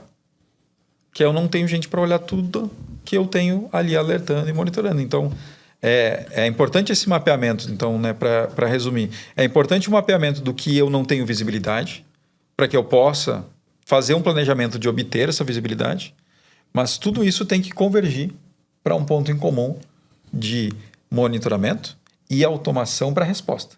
Não posso também esperar que alguém vá ter que responder isso sozinho. Legal. Isso aí, temos mais um case, vamos dar uma olhadinha aqui. Ataque a varejista aqui no Brasil, 2024. O que você sabe aí desse caso, Marcelo? Varejo, né? A gente conversa bastante com clientes do varejo e aí sempre tem aquela questão da margem, né? Poxa, a gente trabalha ali com público, volume, transação, é muito cliente, né? E a nossa margem é baixa, né? E aí, quanto que eu vou investir em segurança? Né? E eu acho que o problema hoje varejo é nome, né? As pessoas precisam te conhecer, precisam confiar na sua marca. Várias empresas varejistas aí têm cartão de crédito, né? Oferece linhas específicas para comprar na loja. E aí, esse caso, por exemplo, né? Eu acho que poxa, você vazar uma base de dados tão grande assim, né? Você imagina o tamanho dessa empresa, né? A abrangência dessa empresa para ela ter essa quantidade de dados de usuário lá dentro. Eu acho que a partir do momento que você é uma marca muito conhecida e tem uma base muito grande, você acaba virando um alvo de ataque, né? Então, essa empresa, com certeza, ela vai receber muito mais ataque, né? A gente fala bastante do caso de ransomware, que vai bloquear tudo, parar tudo. Inclusive, teve várias empresas varejistas no Brasil que tiveram ataque de ransomware. Teve até um caso bem legal que a empresa conseguiu se recuperar num tempo recorde, quase não afetou a operação dela, que é bem difícil acontecer. Mas eu acho que roubo de informação acho que tem sido muito grande nas empresas varejistas, né? Até a gente falou bastante de phishing, né? Golpe utilizando inteligência artificial, tem sido bastante utilizado, principalmente quando vaza uma base dessa, o pessoal já sabe que você tem conta ali no site da empresa varejista, e aí ele vaza uma base de usuários dessa, ele tem uma lista enorme de clientes para poder atacar, né? Então, acho que tem sido cada vez mais alvo as empresas varejistas e afeta muita gente ao mesmo tempo, né? Então, acho que essas empresas aí, principalmente eu mesmo sou cliente, então é inevitável que o seu dado eventualmente vai acabar vazando em um caso desses, né? E aí entra toda essa questão do debate da LGPD que a gente comentou, né? Algumas empresas já tiveram que pagar multa no Brasil, mas eu acho que às vezes nem tem tanta notoriedade, nem aparece tanto na mídia, né? Não é tão noticiado. Mas é um caso bem importante que eles estão bem nessa margem aí. Tem que investir pouco, talvez não tenha uma equipe tão grande, mas a inteligência artificial também pode ajudar nesse quesito aí, diminuir um pouco a equipe, mas conseguir atender aí com agilidade. Legal. E você, Wagner, que você vê esse mercado do varejista? Bom, a gente vê isso acontecer já há bastante tempo, né? Não citando nenhuma marca em especial, né? Mas tem todo tipo, desde roupas, adereços, todo tipo de varejista, ele tem uma vitrine muito grande. É um dos mercados mais atacados e a gente vê isso acontecer repetidamente. Esse ano foi o varejista X, ano que vem será o Y. Vai acontecer de novo. É isso aí, Diego. Qual que é a sua opinião? Eu tive na NRF esse ano e foi bem interessante ver a quantidade de tecnologia que um varejo envolve, né? A gente vê gente desde lá nos pavilhões da feira vendendo impressora, etiqueta smart, né? A sistemas complexos de BI para poder entender como direcionar para você comprar o sapato do seu tamanho e não uma mochila que não seja do seu interesse, né? Então, o segmento de varejo, a gente observa essa necessidade de hiperpersonalização, o que consome muito dado e requer uma retenção de dados grande. A gente observa um trabalho intenso com fornecedores, com terceiros para poder fazer toda aquela operação ocorrer, e ele está no top 3 dos ataques. Tá? Colocado esse cenário, o que especificamente no varejo é mais mensurável? O prejuízo. Houveram empresas que declararam prejuízos na ordem de R$1 bilhão por conta de cyberataque. Porque a indisponibilidade ela é fácil de calcular. Eu sei quanto a loja fatura, cada minuto parado é tanto. E você vai num shopping, pensando numa loja física, você vai num shopping, a loja está fechada porque o caixa não está operando, você vai na loja do lado. É o oposto do que a gente estava falando antes sobre a liberdade de escolha. No varejo você tem muita liberdade de escolha.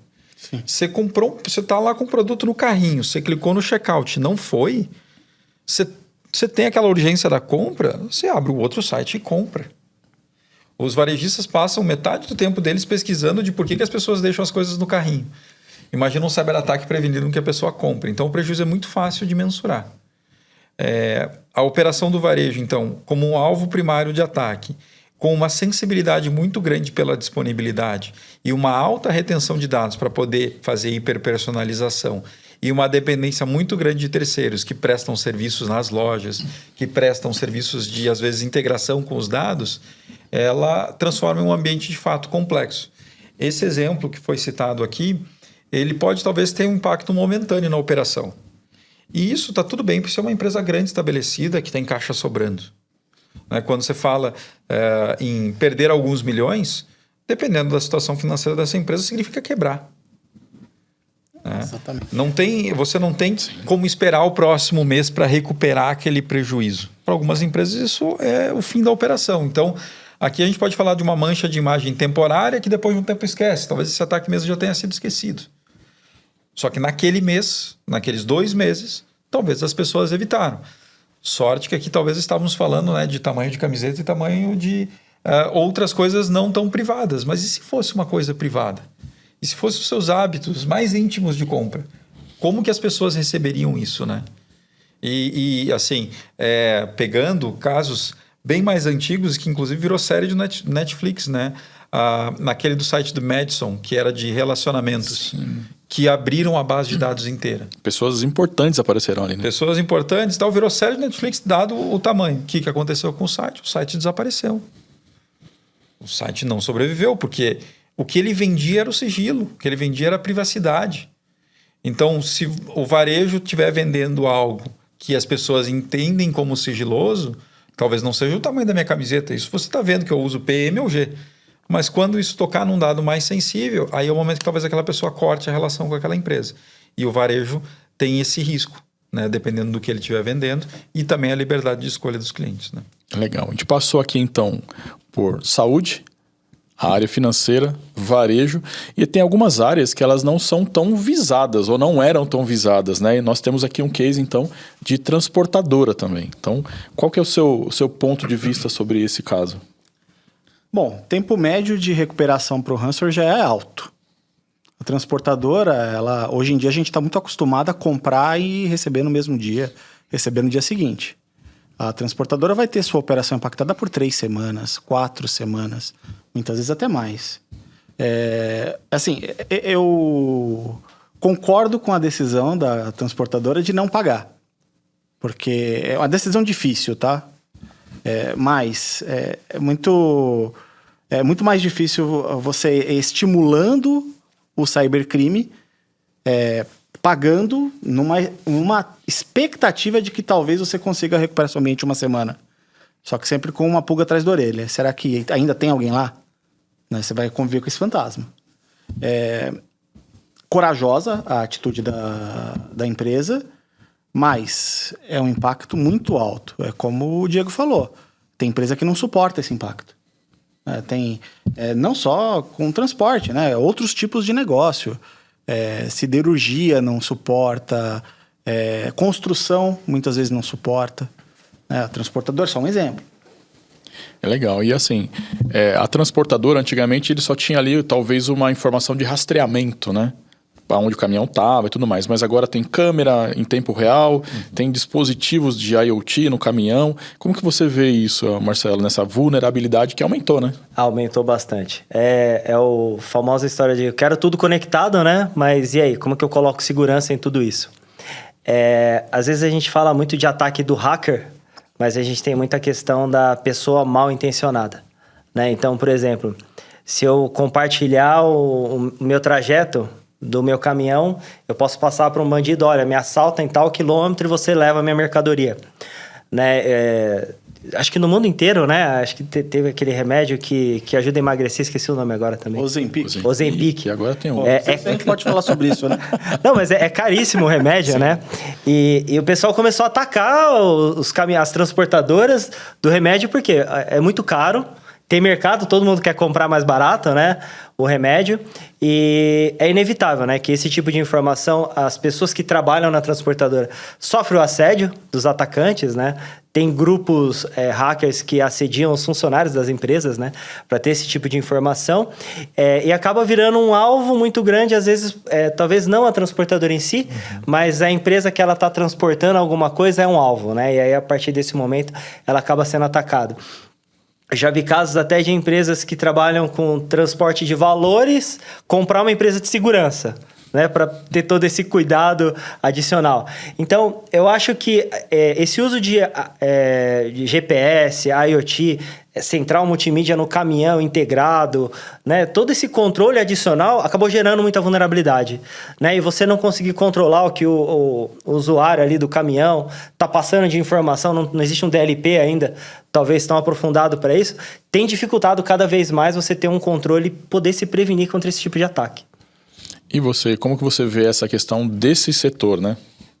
Agora que você falou me deu um insight que, se você for ver, é um dos setores mais atacados em relação à segurança física, mas ele definitivamente não está no top de segurança digital, né? Ele não é uma das principais vítimas, né? Então, eles sabem lidar com segurança. Eles sabem, porque a carga pode ser roubada e esse é um problema diário. Mas a segurança digital, até então, eu fico imaginando, né? Uma empresa que às vezes tem décadas de existência, o CISO chega com um projeto para o CEO, para o fundador da empresa e diz, olha, precisamos investir 50 milhões, sei lá, um número aleatório aqui. Olha, cara, isso dá X caminhões me dá mais isso de transporte.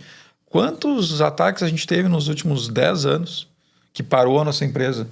Nenhum. Algum par nosso do mercado teve um ataque que parou a empresa? Nenhum. Agora tem.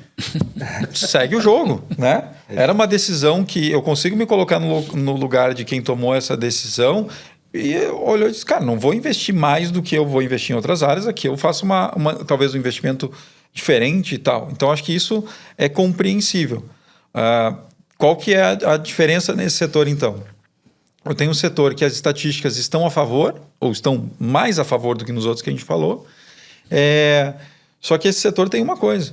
Ele é o terceiro. Porque se ele não entregar aquele insumo para aquela talvez pequena fábrica, aquela fábrica não produz e ela quebra. Então aqui a gente não está falando sobre... É que nem quando a gente está falando no hospital em que o problema não é para o médico. O problema é para o paciente que não vai ser atendido. No final é isso. E aqui a gente também está falando a mesma coisa. O problema às vezes é para a transportadora porque ela tem uma responsabilidade e um contrato. Com certeza. Mas se ela quebrar e se ela perder todos os caminhões, ela quebra 200, 300 negócios ao mesmo tempo. Porque nem todas serão ali uma grande varejista que está transportando e vai mandar de novo o produto, né? Vai talvez fechar algum negócio. Então, acho que essa perspectiva é interessante de como que um CISO convence um board para investir em segurança quando talvez as estatísticas para o setor dele não são as piores.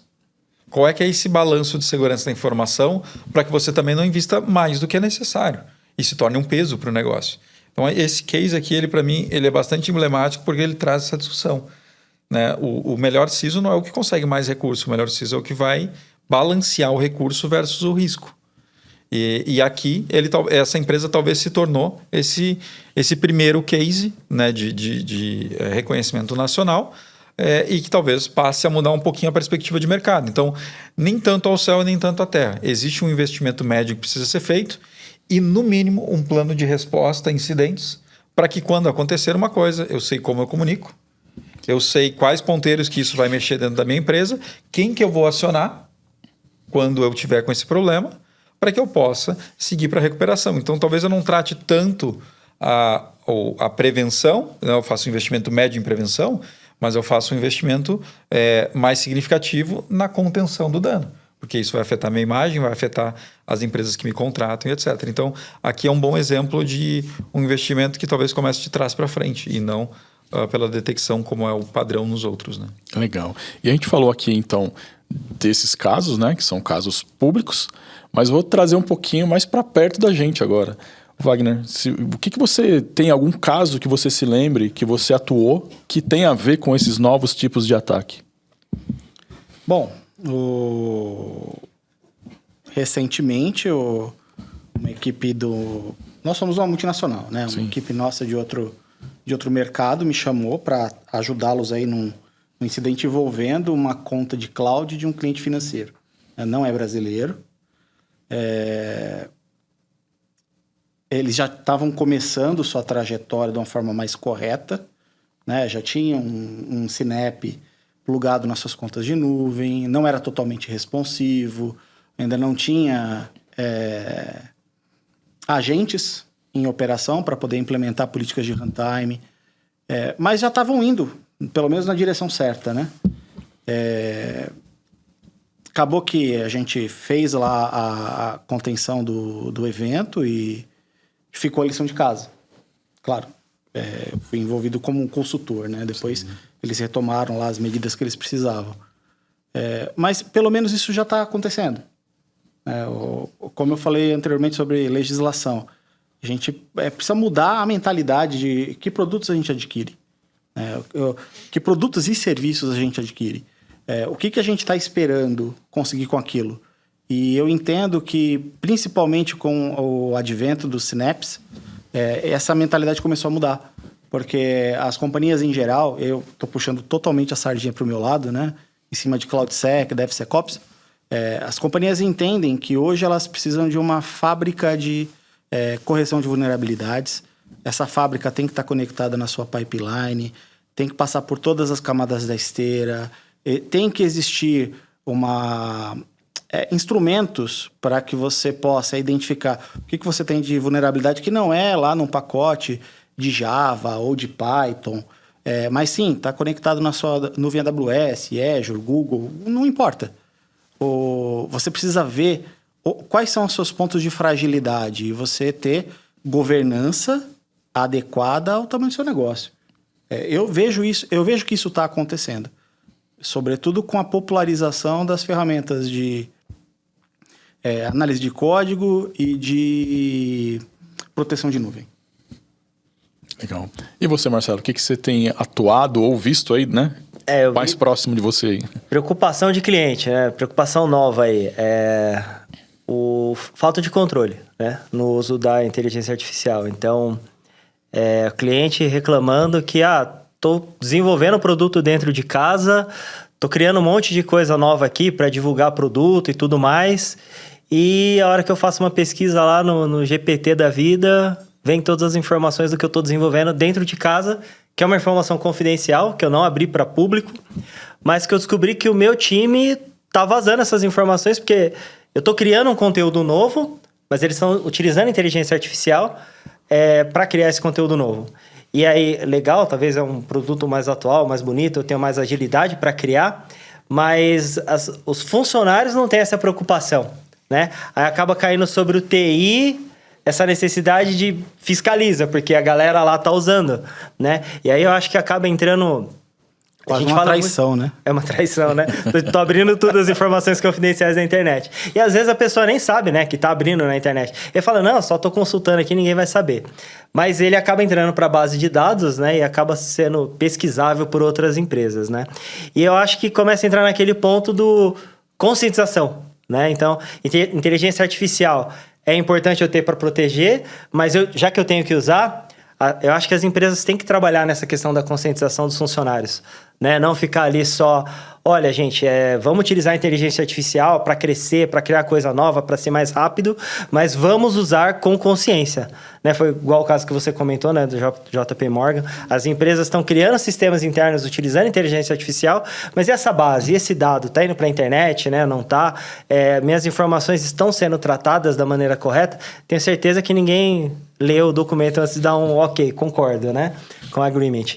E eu acho que é aí que acaba vazando informação. Então, as empresas estão com uma preocupação muito grande em cima do uso da inteligência artificial, que era para ajudar, não é nem um ataque, né? Mas um funcionário vazando dados para a inteligência artificial. E não falta recurso para poder trabalhar isso, né? Tanto na proteção da IA dentro de casa, protegendo o Data Lake, protegendo a inteligência artificial, usando o Cortex Cloud, por exemplo, ou mesmo protegendo o usuário de acessar uma IA que não seja confiável, né, com outro serviço. Exatamente. E você, Diego, tem algum caso assim que você pode falar de clientes da Palo Alto que você, sem citar nomes, claro, né, mas o que você tem visto aí, que tem acontecido, que fica mais perto de você aí? A gente tem visto os dois extremos, assim, eu diria. Tem gente preocupada com o controle da IA e desde... estão desenvolvendo uma IA internamente na empresa e eu descobri que se eu fizer determinadas perguntas para a IA, ela revela como que estão configurados os sistemas dentro da empresa. Então, às vezes, aquela documentação da TI que antes estava restrita num repositório da TI, virou repositório de dados para treinar a IA a responder perguntas para os funcionários dentro da empresa. Acho que muitas vezes a gente olha e fica focado na IA pública, né? Mas tem muita gente desenvolvendo para dentro de casa, para desenvolver os seus próprios agentes, para desenvolver as suas automações, etc. E essa é a que está consultando o meu banco de dados de faturamento, o meu banco de dados de documentações, o meu banco de dados de clientes. Então, a gente já tem visto um mau uso desse tipo de informação, mas no outro extremo, e dependendo, não é no nível maior ou menor de empresa, ou mais madura ou menos madura, O pessoal ainda tem a dificuldade com... Foi vazada uma planilha de dados via WhatsApp. Então, a gente está aqui discutindo IA, envenenamento, banco de dados, como treinar e etc. E o que está na agenda do CISO são os dois opostos. Eu ainda não consegui controlar o phishing e o WhatsApp e estão me pedindo para controlar também a IA. O CISO hoje está alternando a agenda dele nesses dois itens e quando a gente conversa, a gente tem uma unidade focada em fazer resposta a incidente. É bastante dolorido ver essa discussão surgindo no momento da resposta a incidente. Porque aí a pergunta era, mas eu não tinha como saber que isso estava acontecendo. Quando às vezes, vamos lá, 2 tipos de ataques, 2 tipos de resposta a incidente pode acontecer, né? Aquela que você abre essa ferramenta e diz, foi aqui, ó. Dia 20 o cara explorou essa vulnerabilidade, fez esse movimento lateral. Se tivesse prestado atenção nisso aqui, teria bloqueado. E aí, para isso, você trabalha com um serviço gerenciado de segurança, você trabalha com automação, com playbook, com redução do número de incidentes, com tudo aquilo que a gente comentou antes. Mas também existe ainda aquele outro caso, onde eu não tinha como saber que isso estava acontecendo, eu não sabia que essa conta de nuvem existia. E a nuvem tem sido, sim, eu diria, um novo perímetro de descontrole. Por quê? Porque a mentalidade é fazer a segurança como se fosse no ambiente físico. Sim. Só que a Dell, a Lenovo, não vai chegar lá na nuvem e entregar um servidor onde o cara da TI vai ver e vai ter que hackear ele. Simplesmente uma das áreas vai levantar uma conta nova, colocar num domínio de uma promoção do time de marketing e vai levantar lá a aplicação. E vai chegar para o time de TI dizendo, olha, eu preciso que autorize a consulta na porta do banco de dados dessa aplicação nesse local para isso aqui. E você tem 24 horas para autorizar. E você tem uma camada a mais, né? Você não está só trabalhando o perímetro de rede. Você tem... Muito voltado à identidade. Identidade e isso a gente pegou incidentes também, que é aquele clássico de 10 anos atrás. Por que essa pessoa tem todos os acessos? Porque ela é diretora. Não, esse é o cara que talvez não tenha que ter nenhum acesso, porque o diretor não precisa modificar a permissão dentro de instâncias. Mas é que ele queria ver tudo e um dia ele sofreu um bloqueio e aí ele... Não. Então, o superpermissionamento tem sido um grande desafio na nuvem. E esse superpermissionamento está acontecendo não naquelas contas críticas de serviço. Está acontecendo naquelas contas do gerente, do diretor da área, que ninguém queria ter problema. E aí deram todo o acesso para ele. Isso a gente tem pego bastante também. Caramba, isso é interessante isso. Mas a gente discutiu até agora ataques, né? Então, se a IA ela é a principal arma, né, dos atacantes, será que ela pode servir para ser a nossa melhor defesa também, né? Qual que é a sua opinião, Marcelo? Quando a gente fala de velocidade, né, para atacar, eu acho que não tem jeito da gente não falar na velocidade da defesa, né? Você já comentou alguns números, né, na questão do tempo para a resposta. É inevitável que você utilize inteligência artificial, mas tem que ser a inteligência certa, né? Então, eu vejo... Tem empresas, por exemplo, que eu diminui meu time do SOC pela metade, coloquei uma inteligência artificial lá e vou deixar ela pilotando sozinha. Né? Eu acho que a gente não chegou nesse nível de maturidade ainda. Né? Então, até a anomalia, alguns padrões de comportamento, a gente ainda precisa do humano, né? Mas é a questão de eu deixar a inteligência artificial trabalhando ali numa primeira camada e ter um humano fazendo uma camada mais nobre, né? Trazendo mais inteligência. E eu tenho visto que, muitas vezes, o pessoal tem utilizado um treinamento dessa inteligência artificial só realmente pelo fabricante, não deixar as empresas agregar dados ali justamente para não contaminar a base, né, da inteligência artificial. Mas eu tenho visto que é uma verdade, né? Vai ter que se implementar, as empresas estão procurando, vamos falar de solução de segurança? Vamos. O que tem de inteligência artificial? Né? Se não tiver, eu não vou querer adotar essa solução agora, porque eu sei que não vai responder ao nível de ataque que eu vou receber. Então, é uma verdade, vai acontecer. Legal. E a sua opinião sobre isso? Bom, eu acho que adotar a inteligência artificial para proteção é como adotar anticorpos para o seu organismo. Ele já está preparado, sei lá, você pegou uma gripe. O seu corpo já entende mais ou menos o que é uma gripe, como que o seu corpo vai reagir àquilo, que mecanismos que ele tem para poder responder àquela doença. Eu entendo que a inteligência artificial embarcada para proteção é a mesma coisa. Você, em algum momento, a gente vai ter que virar a chave, né, para poder ligar o anticorpo automático. E ele não precisa ser automático para tudo, a gente continua ainda verificando os nossos... Sintomas vitais, temperatura, respiração, a gente faz tudo isso quando a gente vai no médico. A diferença é que vai estar... a inteligência artificial vai nos habilitar a ver como que a gente está, de fato, neste momento de saúde.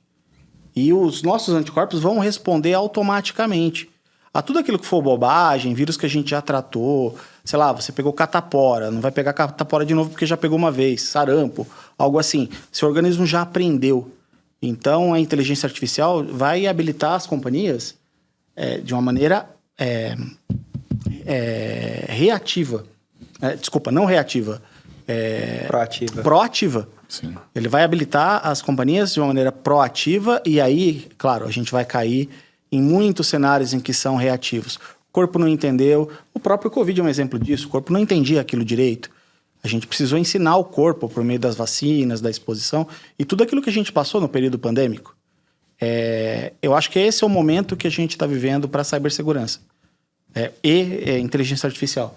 Vai convergir. E eu acho que vai convergir tão rápido quanto a inteligência artificial.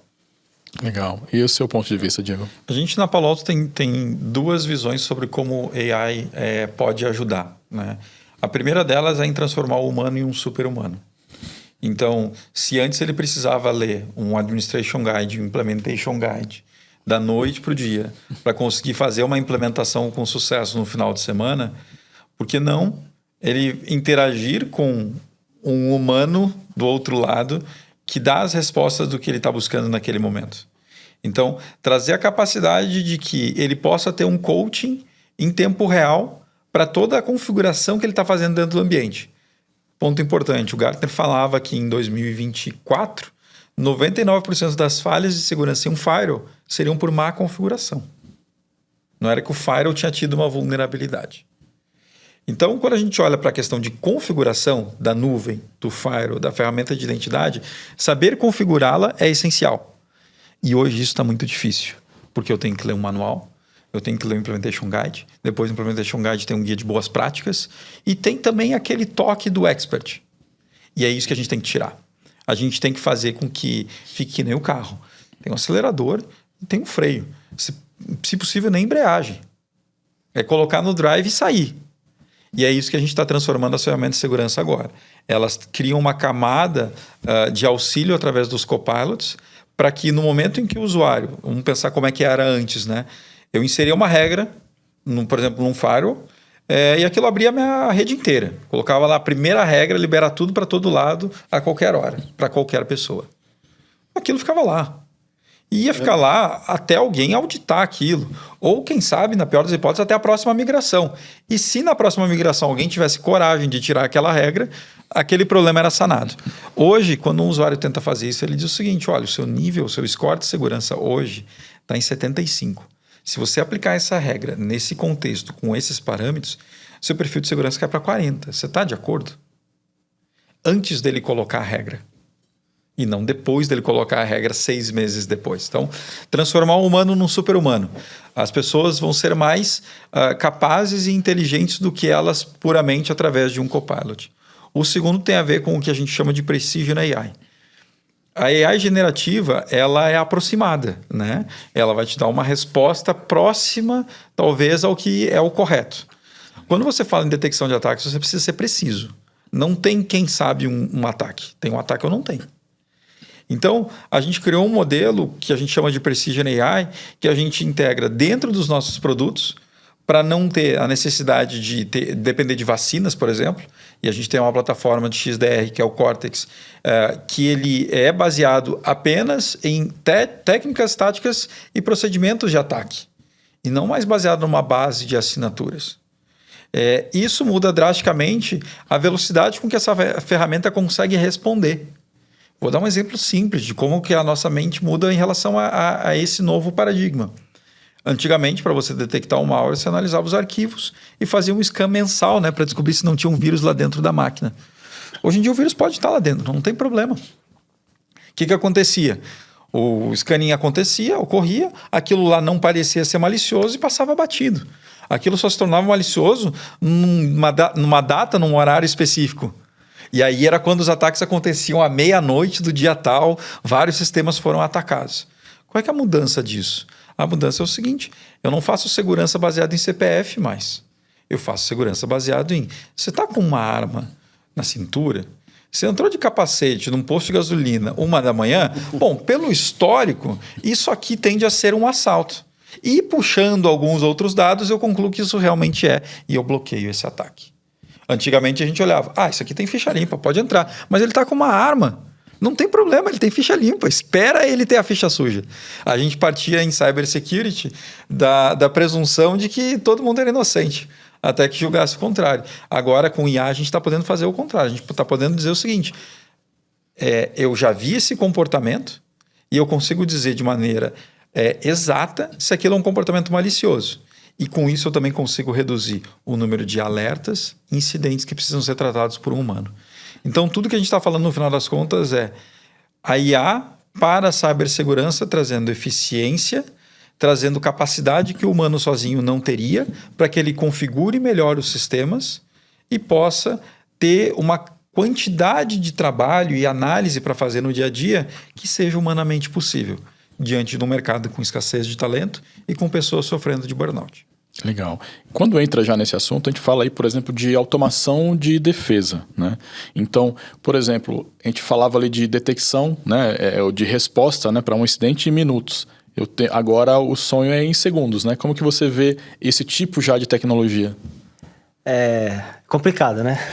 A gente tem que tomar sempre aquele cuidado de... Eu quero responder em segundos, mas eu quero responder a coisa certa, né? Não pode ter o falso positivo lá, eu sair bloqueando também.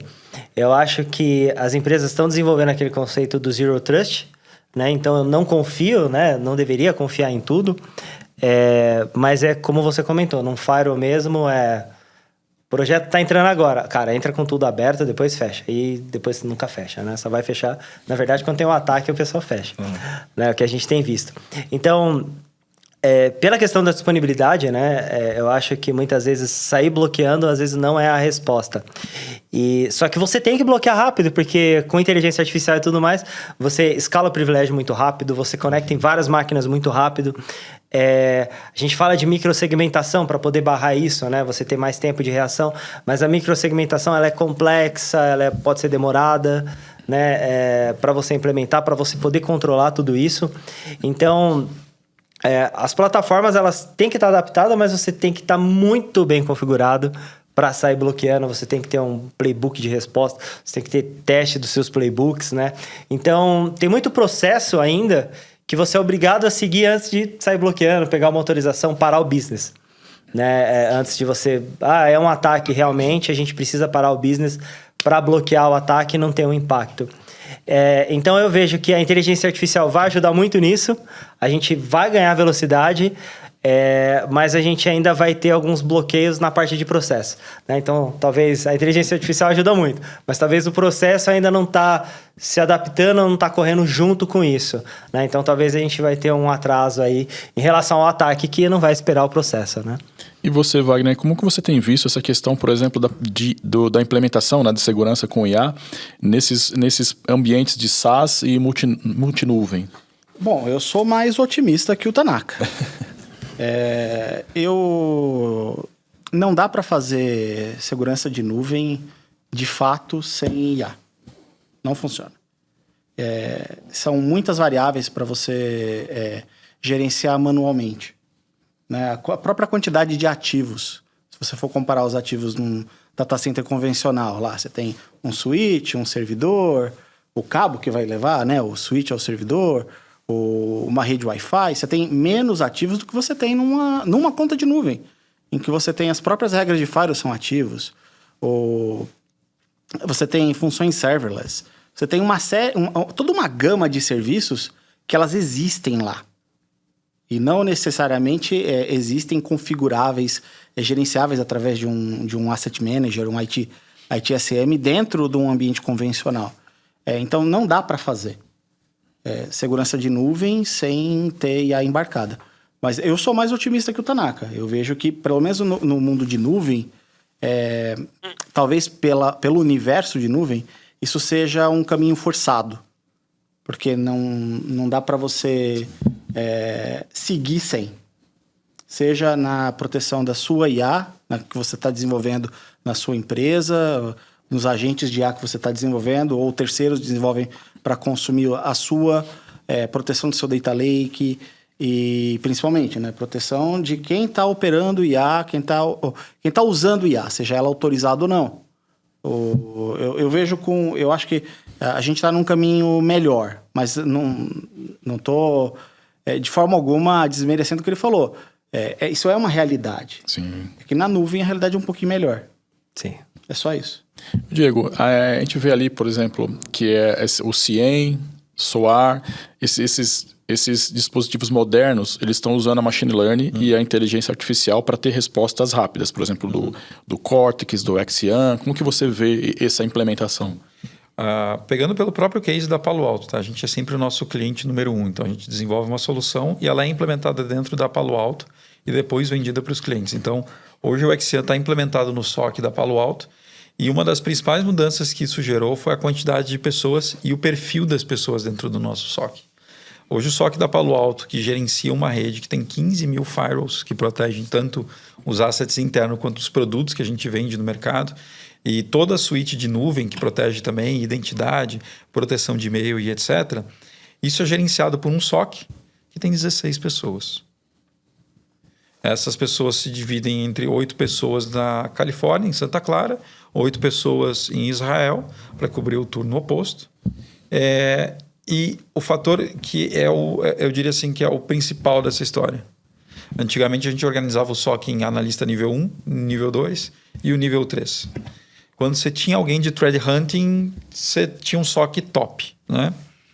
E aí, pegando no que você falou antes, qual é que é a mudança? Eu não tenho mais nível 1 no SOC. O nível 1 é a ferramenta. Se alguém para dar ping, coletar em qual grupo que aquele usuário pertence do AD, quais foram as últimas autorizações que aquele cara pediu, todo esse contexto, isso eu não preciso. Isso eu automatizo. Esse é o primeiro ponto. O segundo ponto, numa mudança de perfil de pessoas. Dentro dessa composição de 8 mais 8, nós temos 2 engenheiros de dados nos Estados Unidos, 2 engenheiros de dados em Israel. Qual o propósito deles? Automatizar qualquer coisa que tenha sido no dia anterior respondida ainda de maneira manual. A gente tem um cálculo que cada engenheiro de automação, que é um desenvolvedor, e nós contratamos desenvolvedor e não pessoa de segurança, e aí ensinamos segurança para ele, é o oposto. Esse desenvolvedor, ele faz o trabalho de 45 analistas do SOC tradicional, porque ele automatiza o trabalho. Então, se antes a gente falava, vamos ter uma composição de nível 1, nível 2, nível 3 e quem sabe alguém de threat hunting, a gente está falando agora o seguinte, tira nível 1, tenha 2 e 3, dividindo o tempo com threat hunting dentro do nível 2 e nível 3, mas tenha um engenheiro de automação que vai pegar as capacidades que a ferramenta entrega para poder customizar o que seja adequado dentro do seu ambiente e reduzir a quantidade de tarefas que seriam tomadas por pessoas.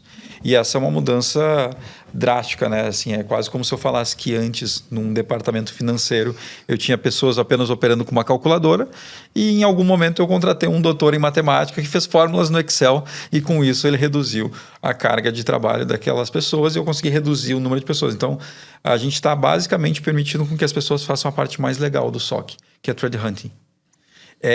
O que eventualmente não foi alertado, eu quero caçar dentro do ambiente isso. Isso é segurança proativa.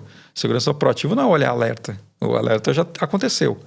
Então, essa transformação a gente vê nos clientes com Exian. A gente tem um slide aqui sobre isso, ingerindo bilhões de eventos e caindo para uma massa pequeníssima de eventos que foram respondidos de maneira manual e uma grande quantidade de eventos respondidos de maneira automatizada. Isso é a maneira com que a gente enxerga o que a gente chama de SOC do futuro. E isso é o que está implementado hoje na Palo Alto e já está implementado em torno, se eu não me engano, hoje de 10 clientes no Brasil já estão rodando operacional com essa solução, que foi recentemente lançada. Ela tem menos de um ano completo, eu diria. Eu já vi uma demonstração de um cliente de aviação de vocês. É impressionante. Bom, eu acho que nesse papo, né, que nós tivemos aqui, ficou claro que a inteligência artificial não está lá no futuro, né? Já está aqui no presente, tanto para ataque como também para defesa. Então eu queria agradecer você, Diego, Marcelo, Wagner, pelo papo. Acho que foi uma aula aqui, né? Para mim, pelo menos, foi uma aula, e para quem está assistindo também, eu acredito que agregou bastante. E se você curtiu esse conteúdo, deixa seu like aqui, compartilha com os amigos e se inscreve no canal. E até o próximo TCast.